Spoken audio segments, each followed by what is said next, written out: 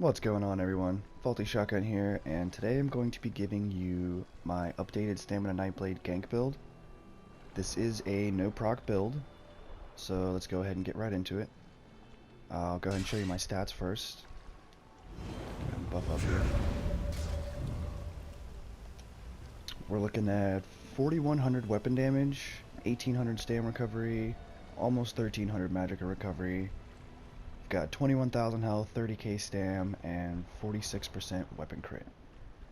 I'm also running the Shadow Mundus for the increased crit damage, which I'll get to in a minute. Go ahead and show you my gear here. I am running a Spriggan's bow. I'm running 5 Alchemist, 5 Spriggan, 1 Crag, 1 Beledreth. Now, I do all of my damage dealing off of my bow bar. So that's why I went ahead and went sharpened, because you don't get any extra passives for that running the bow. I went with the disease enchant for the minor defile and the little bit of extra damage it does provide, which is nice. Went ahead and went with a clever alchemist greatsword. My back bar is my buff bar, that's why it's not enchanted. I went precise because you get extra damage with the greatsword, which kind of translates into healing, and precise gives me extra crit, so I get bigger heals on rally. I do have a Crag's helmet. It's infused. It's not the end of the world. Would have liked all divines. I'll take what I can get for now until I can improve on that. I'm just kind of tired of running fungal after all the viper farming forever. I'm sure a lot of people feel me. Clever alchemist chest piece, all gold.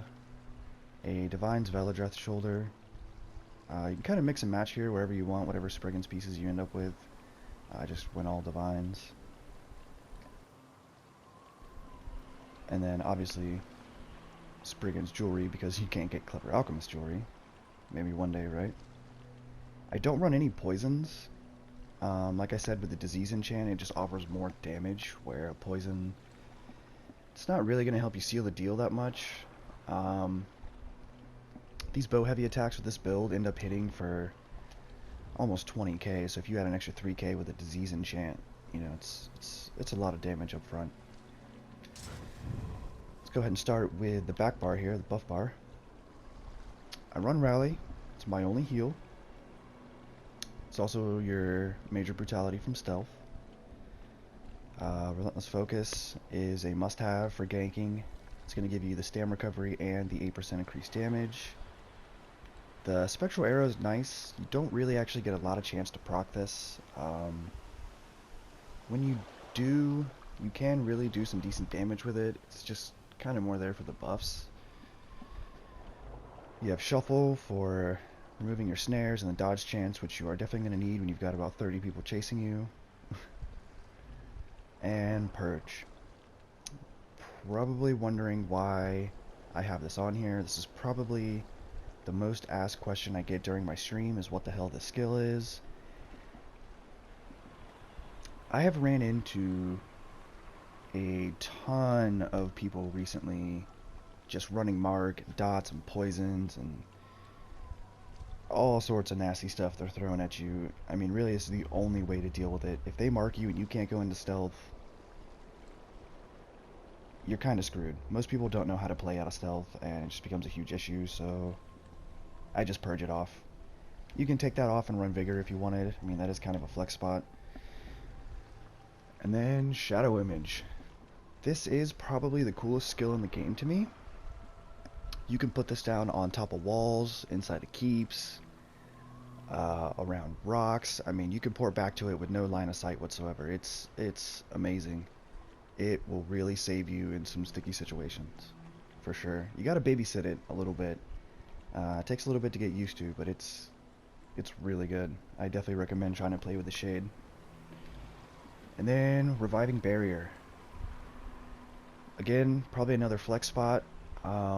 This build hits so hard that you don't always need to use your end cap, so sometimes you will end up saving quite a bit of ultimate. When you get wailed on, or you get a quote-unquote fail gank, or somebody just breaks your CC, whatever happens, there's some tanky people out there. put a shade down, roll dodge, pop the barrier, you get the heal. It's a 16k heal. Or no, excuse me, it's a 23k heal over 30 seconds and a 16k shield. That's more than enough time to lead them away, pour back to your shade, cloak, and, you know, reset the fight, put it back in your hands. Now, for the bow bar, like I said, this is where all of my damage dealing comes from. I prefer to do it from the bow bar because that's just really the only way you get any range. And you do get passives here for 12% damage against enemies at longer range.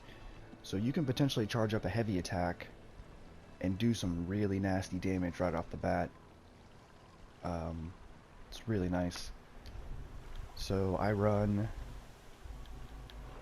Shadowy Disguise for the guaranteed crit, since you're pretty much living in stealth.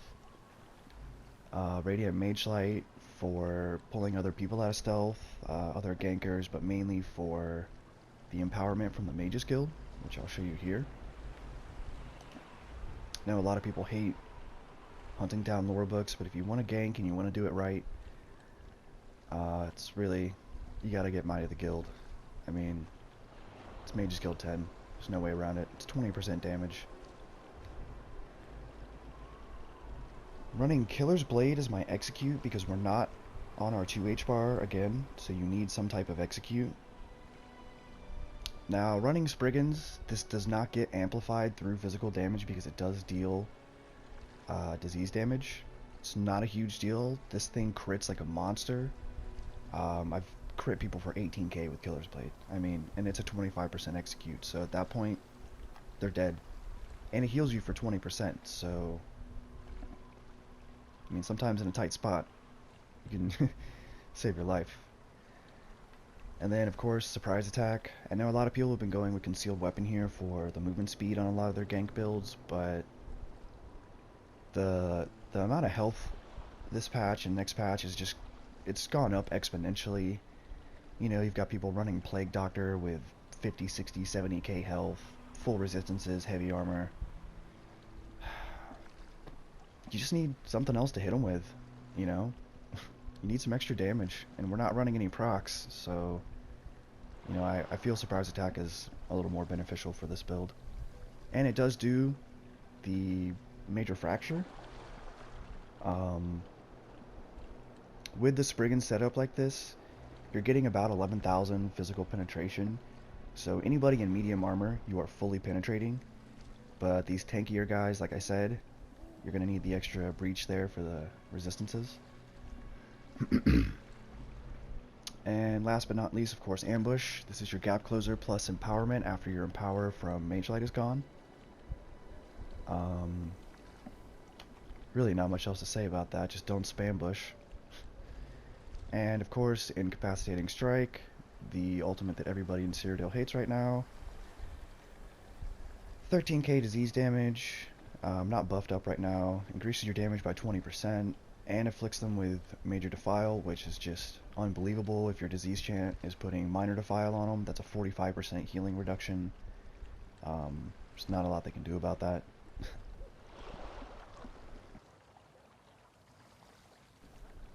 Go ahead and show you the CP. This is where it gets a little different. I'm a Wood Elf, so I went 100 into Warlord for the reduced cost. I went 4% into reduced cost of magic abilities, mainly just because Purge and Cloak and everything cost so much. I just try to get a little bit reduction there. 1 into Sprinter. Didn't feel like this was a huge deal. I just had something left over, and you do end up sprinting and trying to get out of the way quite a lot. Nothing into Recovery or Mooncalf or anything crazy, you know. You're on a gank build, like I said, I've got 18.5 whatever recovery there. It's just not needed. And tumbling. Here's your bread and butter. You are going to get hit a lot, or people are going to want to hit you a lot, so you are going to need to roll dodge and save your ass. That is where Shade comes in, Purge, Cloak, all of that, you know. I've tried different setups with the CP. I just feel like more into tumbling has worked out to be more beneficial for me. I did put one into Shade for the reduced cost into Stealth, which, with the full medium armor build here,